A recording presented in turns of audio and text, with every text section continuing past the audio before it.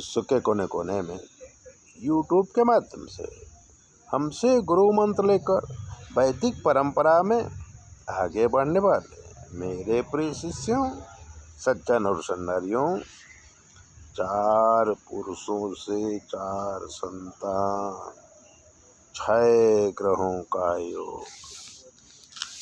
राजस्थान की यात्रा में हमने अजीब किस्सा देखा क्या, सुना, और खुद उसने सुनाया जो इस चरित्र को जिंदा जिया है।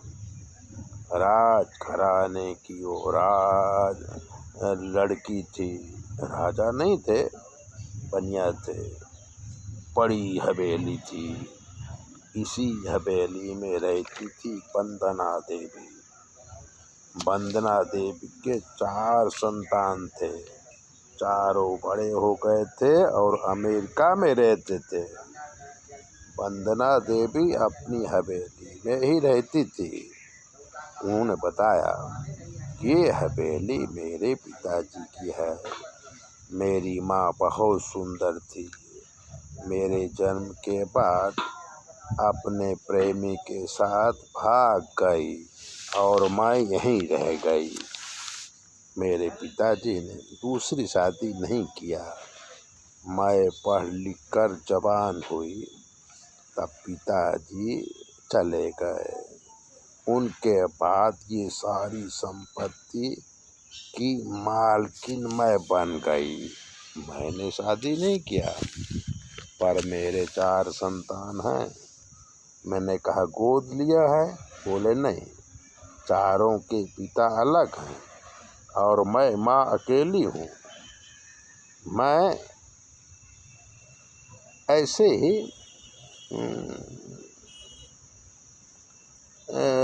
आपके द्वारा मैं ये समझना चाहती हूँ कि मेरे ग्रह कैसे हैं जो 4 पुरुषों से 4 संतान मिली, पर शादी एक से भी नहीं हुई।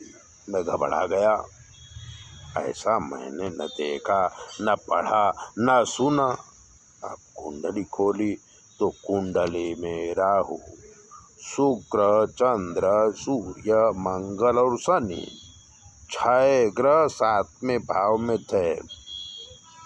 मैंने कहा कि आपके 6 ग्रह एक ही घर में बैठे हैं और वो घर पति का है, इसलिए पति सुख तो नहीं मिला पर संतान सुख मिल गया।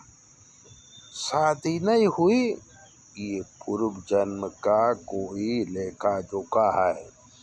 उसने कहा, मेरे बच्चे मुझे अच्छी नज़र से नहीं देखते, क्या मैं उनको यहाँ बुलाऊं या मैं उनके पास जाऊं? मैंने कहा कि आपकी उम्र हो गई है, भक्ति भाव करो, अपनी संपत्ति को 4 बच्चों में बांट दो, बिल बना दो, पर जब तक जिंदा रहो तब तक खुद इस संपत्ति की व्यवस्था करो जैसे अभी करती हो।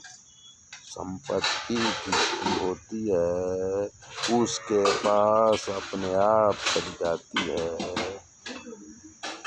तो आपके इस जन्म में जो मिला वो पूर्व जन्म का लेना देना था।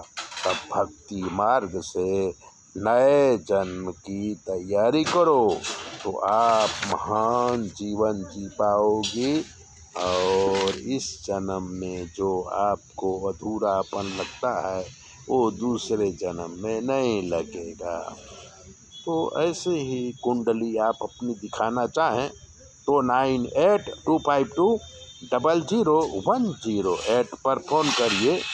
आपकी सारी समस्याओं का हल हम करेंगे और जो भी ग्रह खराब होंगे आपको सत्य सलाह देंगे और उनका निवारण भी कर देंगे। चैनल देखिए, शेयर कीजिए, सब्सक्राइबर तो जरूर कीजिए।